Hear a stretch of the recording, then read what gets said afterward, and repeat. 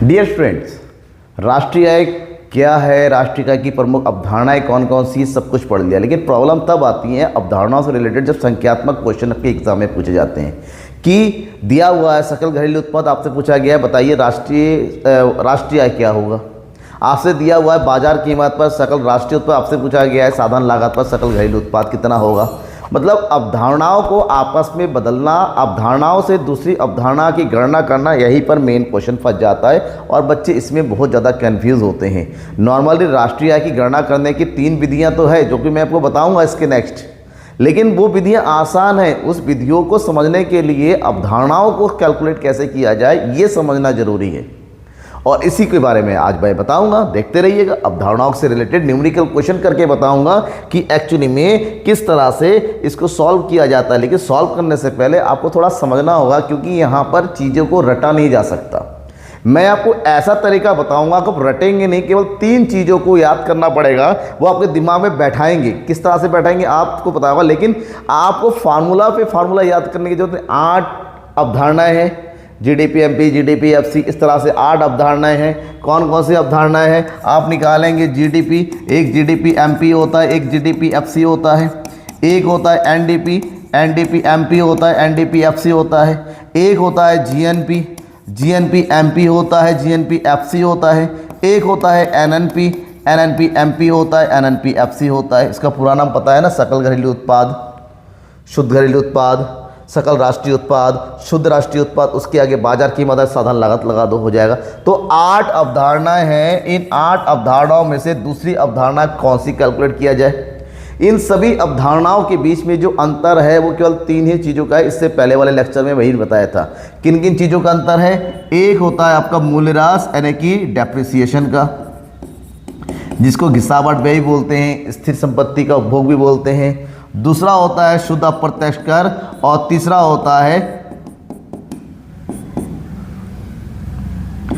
शुद्ध net factor income from abroad यानी कि विदेशों से प्राप्त शुद्ध साधन आय। ये 3 चीजों के माध्यम से ही इन 8 अवधारणाओं का कैलकुलेशन का पूरा ताना बाना यह हो जाता है। आपको केवल इन 3 चीजों को याद करना है कि किस तरह से यूज करते हैं, रटना नहीं है। आपको समझना है कि इन 3 चीज़ों का यूज़ कैसे करते हैं। तो वही मैं आपको सबसे पहले बताऊंगा, उसके बाद एग्जाम्पल का यूज़ करके बताऊंगा किस तरह से होता है। सबसे पहले चीज़ है, अगर हमें यूज़ करना है, देखिए ग्रॉस अगर वर्ड आता है, ग्रॉस मतलब सकल, सकल से बनाया जाता है शुद्ध यानी कि नेट।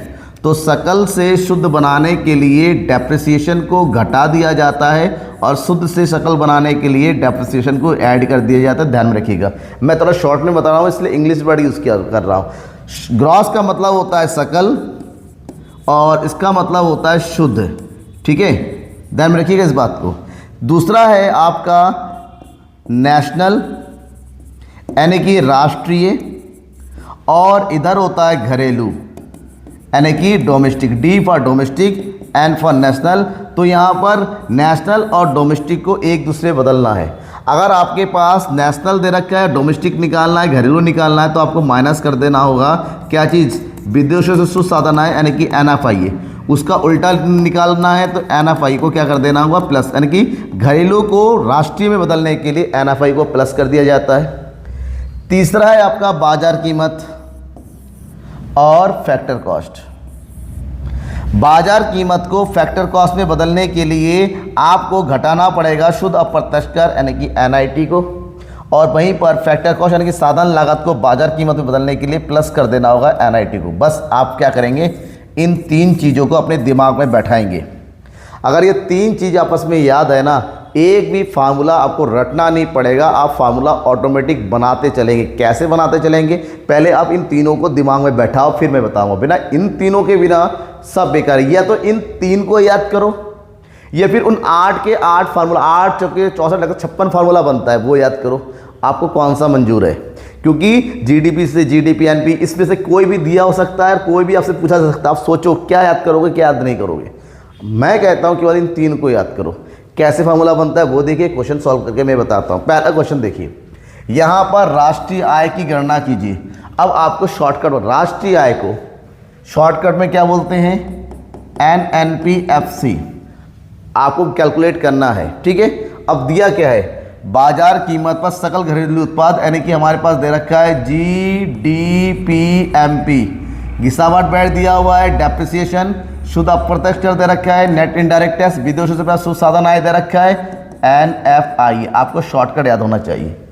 अगर शॉर्टकट याद होगा तो ये फार्मूला शॉर्टकट है, अदरवाइज शॉर्टकट भी नहीं याद कर सकते भैया, फिर रट्टा मारो जो मर्जी करो, लेकिन मैं कहूँगा शॉर्टकट याद करो। किसको किस नाम से जाना जाता है इससे पहले वाले लेक्चर में डिटेल से बताया हुआ है, उस लेक्चर को तुरंत देख लो डिस्क्रिप्शन में जाके। अब हमें कैलकुलेट क्या करना है, कैलकुलेट करना है हमें, एंड जो कैलकुलेट करना है उसको रखिए इस साइड, और जो चीज़ हमारे पास एग्रीगेट दे रखा है हमें एग्रीगेट ढूंढना है।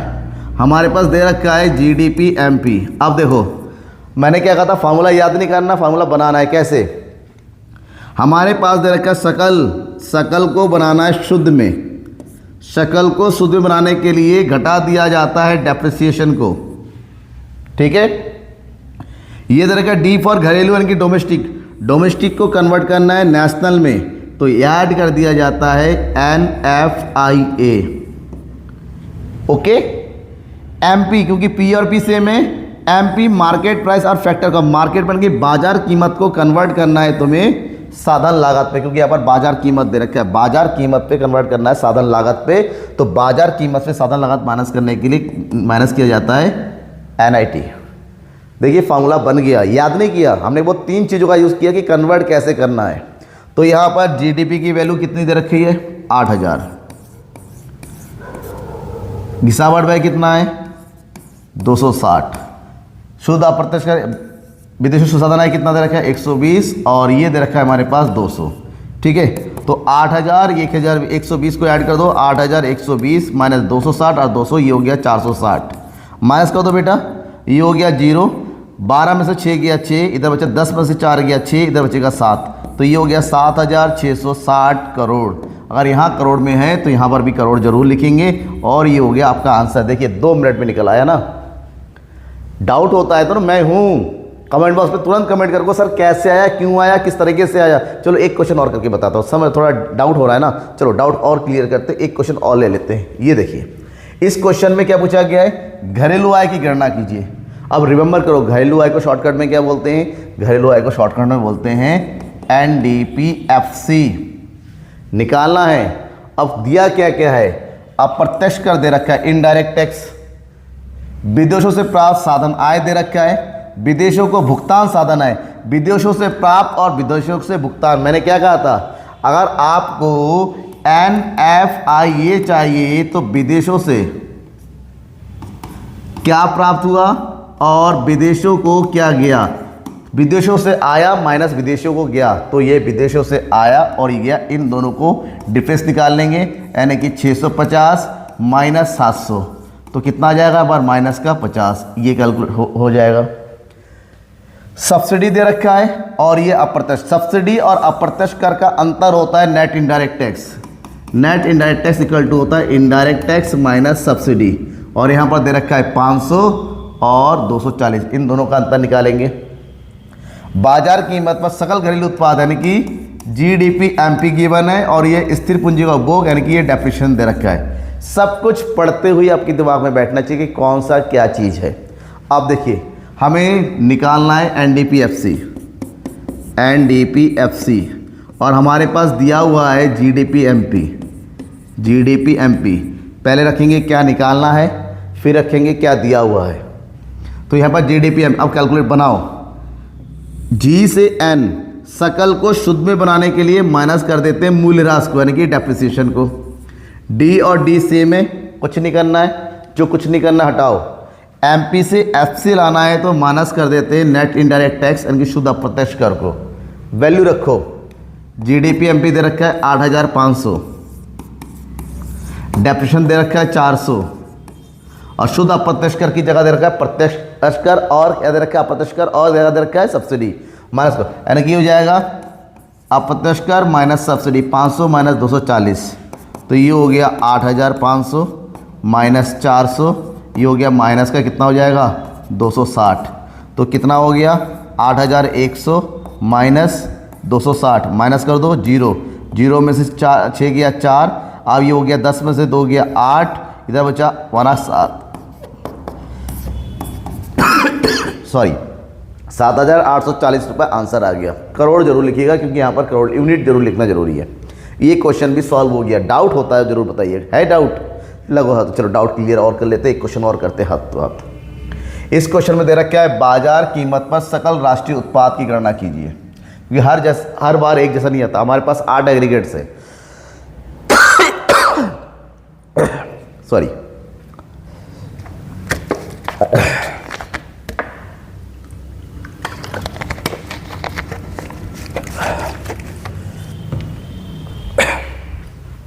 तो हमारे पास 8 एग्रीगेट होते हैं। कुछ भी पूछा जा सकता है, कुछ भी दिया हो सकता है। यहाँ पर पूछा गया है बाजार कीमत पर सकल मतलब ग्रॉस राष्ट्रीय उत्पाद बाजार कीमत पर एमपी। अब देखिए दिया क्या क्या है। दिया हुआ है साधन लागत पर शुद्ध घरेलू उत्पाद। शुद्ध घरेलू उत्पाद यानी कि एनडीपीएफसी दिया हुआ है। तो एनडीपीएफसी को कन्वर्ट करना है जीएनपी एमपी में। तो क्या करेंगे, एन से जी लाना है तो प्लस कर देंगे डेप्रिसिएशन, डी से एन लाना है प्लस कर देंगे एनएफआईए, और एफसी से एमपी लाना है प्लस कर देंगे एनआईटी, सब प्लस कर देना है। ठीक है, अब वैल्यू रखो। एनडीपीएफसी कितना दे रखा है 340। डेप्रिसिएशन देखिए स्थिर पूंजी का उपभोग डेप्रिसिएशन होता है 55। एनएफआईए विदेशों से प्राप्त शुद्ध साधन आए, विदेशों को शुद्ध साधन भुगतान, विदेशों को शुद्ध साधन भुगतान दे रखा है, और विदेशों से प्राप्त शुद्ध साधन आय -40। तो ये हो गया माइनस का है तो माइनस में लगेंगे। और क्या दे रखा है एनआईटी शुद्ध अप्रत्यक्ष कर, वस्तु सेवा कर और आर्थिक सहायता। आर्थिक सहायता को सब्सिडी कहते हैं, वस्तु सेवा कर ही अप्रत्यक्ष कर है। तो ये हो गया 75 और 15 प्लस 75 माइनस 15 तो कितना आ गया 380 और 55 5 8 5 13 3 और 1 4। ये हो गया माइनस का 40, ये हो गया प्लस का कितना हो गया 75 माइनस 60 यानी कि 15 60 हो गया। तो क्या हो जाएगा यहाँ पर प्लस माइनस माइनस 60 में से 40 गया 20 और इधर ऐड कर देंगे 455। ये करोड़ में दे रखा है तो यहाँ पर भी लिखेंगे करोड़। कैलकुलेशन समझ में आ गया। तो इसी तरह से बाकी सारे क्वेश्चन भी आप सॉल्व कर लेंगे। आपस में कन्वर्ट करना है, कुछ नहीं करना है। एक क्वेश्चन मैं आपके लिए छोड़ रहा हूँ, ये क्वेश्चन आपके लिए होमवर्क है, ये आपको बताएंगे। अब करके बताइएगा कि इसका आंसर कितना आया। जरूर बताइएगा कि आपका आंसर कितना आया, फिर मैं बताऊंगा इसका राइट आंसर क्या होगा। लेकिन बताइएगा जरूर कमेंट बॉक्स में कि आंसर इतना आ रहा है। और सही आंसर जानना है तो मुझे क्या कीजिएगा, कमेंट बॉक्स में आप अपना आंसर लिख के मुझे कमेंट कीजिएगा। राइट, कोई भी डाउट हो व्हाट्सअप के थ्रू मुझे जुड़ना है, मुझसे कॉन्टैक्ट करना है तो ये व्हाट्सअप नंबर दे रखा है। सोशल मीडिया के थ्रू मुझसे जुड़ जाइए और लाइक सब्सक्राइब करना बिल्कुल मत भूलिए। Thank you and bye.